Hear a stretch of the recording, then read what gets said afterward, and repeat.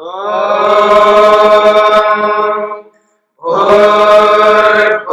स्वः तत्सवितुर्वरेण्यं भर्गो देवस्य धीमहि धियो यो नः प्रचोदयात्।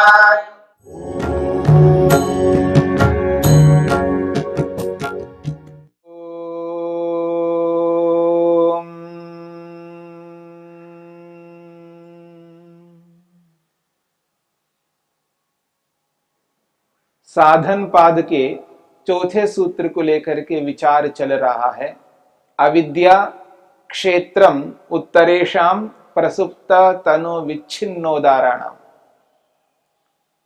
महर्षि पतंजलि ने सूत्र में अविद्या को क्षेत्र के रूप में, प्रसव भूमि के रूप में प्रस्तुत किया है और अस्मिता, राग, द्वेष और अभिनिवेश को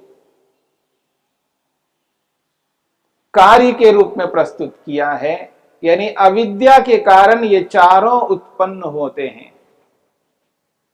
और ये पांचों क्लेश चार अवस्थाओं में रहते हैं: प्रसुप्त, तनु, विच्छिन्न और उदार।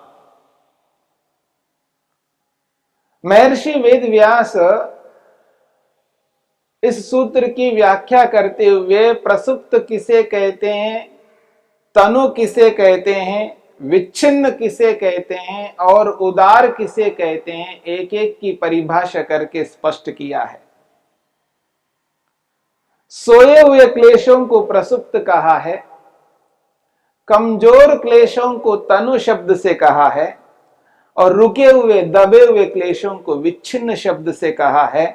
और जो वर्तमान में क्लेश है, चाहे वो राग है या द्वेष है या अभिनिवेश है अथवा अस्मिता है या अविद्या है, जो क्लेश वर्तमान में कार्यशील है, कार्यरत है, उसको उदार शब्द से कहा है।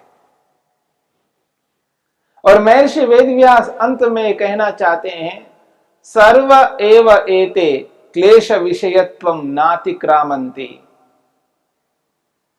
महर्षि पतंजलि कहते हैं, सर्व एव एते क्लेश विषयत्वं नातिक्रामन्ति। ये सभी क्लेशत्व का अतिक्रमण नहीं करते हैं। यानी पांचों में क्लेशत्व है, क्लेशपन है। पांचों में क्लेशपन है। जब पांचों में क्लेशपन है, अविद्या में क्लेशत्व है, अस्मिता में क्लेशत्व है, राग में क्लेशत्व है, द्वेष में क्लेशत्व है और अभिनिवेश में क्लेशत्व है। क्लेशपना पांचों में है। जब पांचों में क्लेशपना है तो एक ही क्लेश क्यों ना कहो। सभी में क्लेशत्व है तो इसको एक क्लेश क्यों ना कहा जाए। पांच विभाग क्यों किया गया है, एक ही से काम चल जाता। क्यों फिर इनको अलग अलग कहा जा रहा है। सर्व एव अमी क्लेशा अविद्या भेदाः। सर्व एव अमी क्लेशा अविद्या भेदा। ये सारे के सारे क्लेश अविद्या के ही भेद है। ये सारे के सारे क्लेश अविद्या के ही भेद हैं। यानी अस्मिता कहो, राग कहो, द्वेष कहो और अभिनिवेश कहो, सब अविद्या ही हैं। यानी अविद्या के ही भेद हैं। जब ये सब अविद्या के ही भेद हैं, सब अविद्या स्वरूप हैं, तो एक ही अविद्या कहो ना, एक ही क्लेश कहो ना। फिर अलग अलग नाम क्यों धर दिया, अलग अलग नाम क्यों रखा। सभी में अविद्या विद्यमान है तो एक ही अविद्या के रूप में बोलते, अलग अलग नाम क्यों रखा है। फिर अलग अलग क्लेश के रूप में अलग अलग नाम क्यों रखा है? तो इसका समाधान महर्षि वेदव्यास कहते हैं, ये जो क्लेश है पांचों विभागों में, सभी में क्लेशत्व विद्यमान है, तो इनको अलग अलग क्यों कहा जा रहा है? तो महर्षि वेदव्यास कहते हैं, इनमें विशिष्टता है। विशिष्टानाम एव एतेषाम विच्छिन्नादित्वम, इसमें विशिष्टता है। राग में जो विशेषता है वह द्वेष में नहीं है। जो द्वेष में विशेषता है वो राग में नहीं है। जो अविद्या में विशेषता है वो अस्मिता में नहीं है। जो अस्मिता में विशेषता है वो अविद्या में नहीं है। और जो अभिनिवेश में विशेषता है वह विशेषता उसके पहले के चारों विभागों में नहीं है। इसलिए इनमें विशिष्टता है। उनकी विशिष्टता के कारण से इनके अलग अलग नाम रखा है। हां, परंतु सभी में क्लेशपना है। जाति के रूप में इनको एक कहा जा सकता है। अविद्या में क्लेशत्व है, अस्मिता में क्लेशत्व है, राग में क्लेशत्व है, द्वेष में है और अभिनिवेश में है। सभी में क्लेशत्व है, तो सभी में क्लेशपना के कारण से ये जाति के रूप में एक हो सकता है क्लेश, पर व्यक्ति के रूप में एक नहीं हो सकता। यदि व्यक्ति के रूप में एक मान लिया जाए तो द्वेष को भी आप राग कैसे कह सकते हैं? जिस विशेषता के कारण से वो राग है, यदि क्लेशपना के कारण से राग को और द्वेष को एक कैसे माना जाए? द्वेष में जो विशेषता है वो राग में नहीं है और राग में जो विशेषता है वो द्वेष में नहीं है। ऐसे पांचों की विशेषताएं अलग अलग हैं, इसलिए पांचों को एक नहीं कह सकते। व्यक्ति के रूप में तो ये पांच हैं और क्लेशपना क्लेशत्व की दृष्टि से एक हैं। यानी पांचों मिलकर के एक उस रूप में है क्योंकि क्लेशत्व सभी में एक समान है, पर विशेषता से ये पांचों अलग अलग बनेंगे।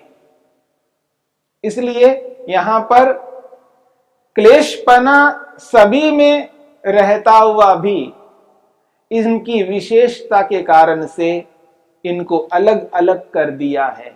इसलिए राग को द्वेष नहीं कहा जा सकता, अभिनिवेश नहीं कहा जा सकता, राग को द्वेष नहीं कहा जा सकता, अभिनिवेश नहीं कहा जा सकता, अस्मिता नहीं कहा जा सकता, अविद्या नहीं कहा जा सकता। राग को ही कहा जाएगा। ऐसे द्वेष को द्वेष ही कहा जाएगा और अस्मिता को अस्मिता ही कहा जाएगा, अभिनिवेश को अभिनिवेश ही कहा जाएगा। ये पांचों में अलग अलग विशेषताओं के कारण से इनके नाम अलग अलग रख दिया है। उस विशिष्टता के कारण से नाम अलग है और वही विशेषता दूसरे से अलग कर देता है उसको। इसलिए पांच प्रकार के क्लेश हैं। हां, जाति के रूप में एक है और व्यक्ति के रूप में, इकाई के रूप में पांच हैं। और ये पांचों अलग अलग स्थितियों में विद्यमान हैं,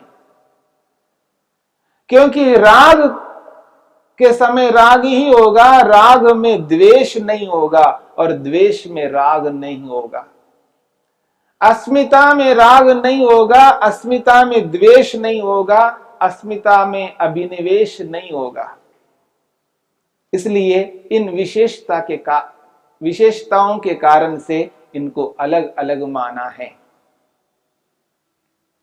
हां, ये क्लेशपना सभी में विद्यमान है, अथवा इस क्लेश को ही अविद्या के रूप में बोला जाए, यानी अविद्या एक विभाग के रूप में ना लेते हुए इस अविद्या को क्लेश का पर्यायवाची मान करके बोला जाए, तब महर्षि वेदव्यास कहते हैं वो अविद्या सभी में व्याप्त है।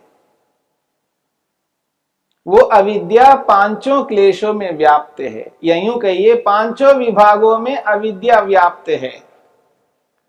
यानी क्लेश पना कहो और अविद्या पना कहो एक ही बात है इस अर्थ में, क्योंकि क्लेश और अविद्या को पर्यायवाची शब्द मान करके चले, उस स्थिति में तो एक ही है।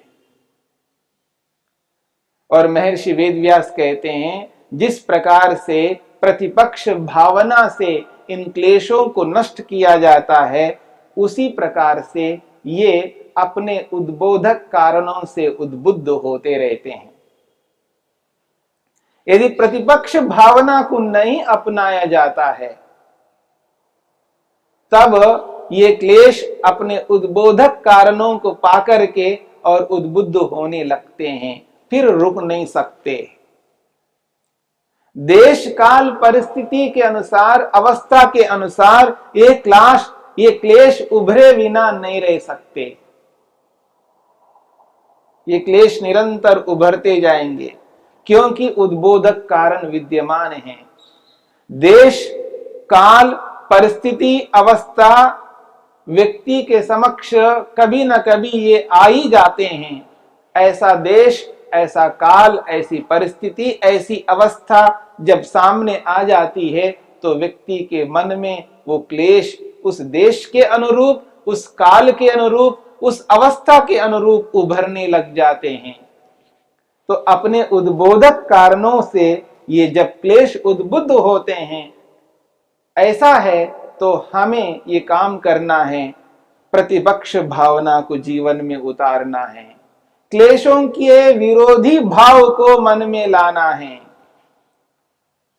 और प्रारंभ करना है प्रतिपक्ष भावना में तप से, स्वाध्याय से और ईश्वर प्रणिधान से। और इसके अलावा जो सत्य है, अस्तेय है, ब्रह्मचर्य है, उनको भी अपनाना होगा। और इन सबके मूल में जो अहिंसा है, उस अहिंसा को सामने रखना होगा। अहिंसा को सामने रखने पर सत्य, अस्तेय, ब्रह्मचर्य, अपरिग्रह ये भी अपने आप जीवन में उतरने लग जाएंगे। शौच, संतोष को भी अपनाना होगा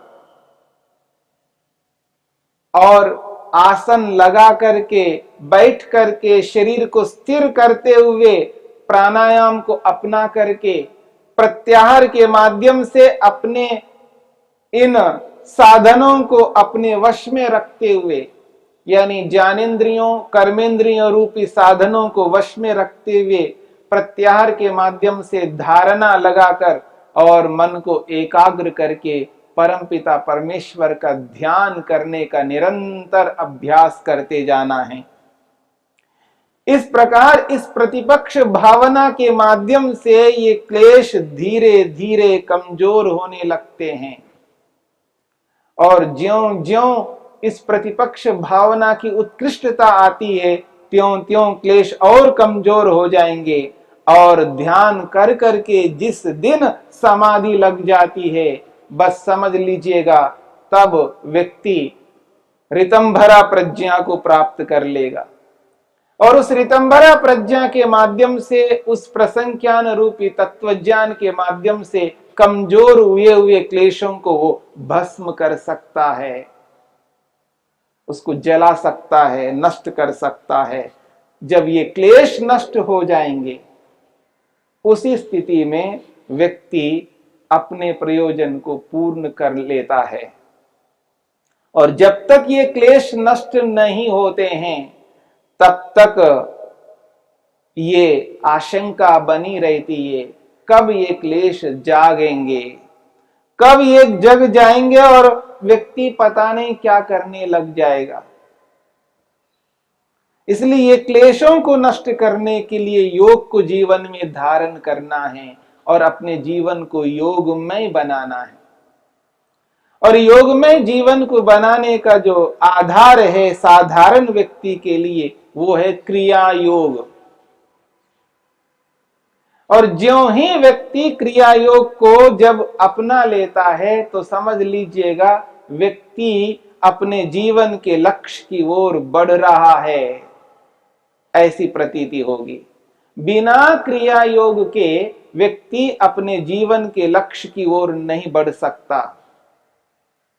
ये जो साधारण व्यक्ति जिसको हम कहते हैं, वह साधारण व्यक्ति साधारण न रह करके वो क्रिया योग के माध्यम से विशिष्ट व्यक्ति बन सकता है और विशिष्ट योग्यता वालों के साथ खड़ा होकर के उनके साथ साथ चल सकता है। क्रिया योग साधारण को विशेष बनाने में सक्षम है। दुनिया में कोई ऐसा साधन, कोई ऐसा माध्यम नहीं है जिसको अपना करके हम विशेष व्यक्तियों के साथ खड़े हो सकते हैं। विशेष व्यक्तियों के साथ खड़ा करने का एकमात्र उपाय महर्षि पतंजलि ने क्रिया योग को बताया है। इसलिए सर्वसाधारण व्यक्ति को यह ध्यान में रखना है कि मुझे तप करना है, स्वाध्याय करना है और ईश्वर प्रणिधान करना है, तब जाकर के इन क्लेशों को हम नष्ट कर पाएंगे। इसलिए महर्षि वेदव्यास ने यहाँ पर इस चौथे सूत्र में स्पष्ट किया है, अविद्या क्षेत्र है, अविद्या खेत के समान है, प्रसव भूमि है, अस्मिता को उत्पन्न करने वाली अविद्या है, राग को उत्पन्न करने वाली अविद्या है, द्वेष को उत्पन्न करने वाली अविद्या है, अभिनिवेश को उत्पन्न करने वाली अविद्या है, क्योंकि वो प्रसव भूमि है, वो उत्पत्ति स्थान है, वो मूल बीज है।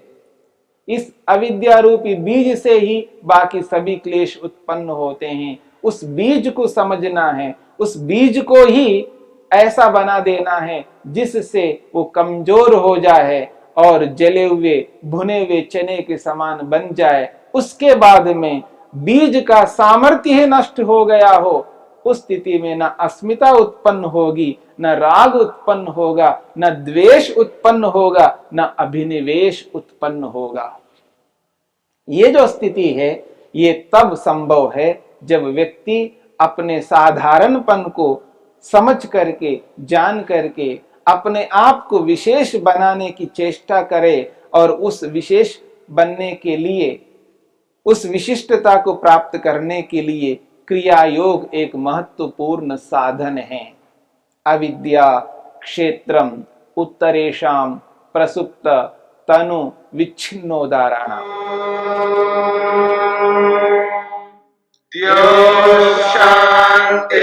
शान्तिरन्तरिक्षं शान्तिर्पृथिवी शान्तिरापः शान्तिरोषधयः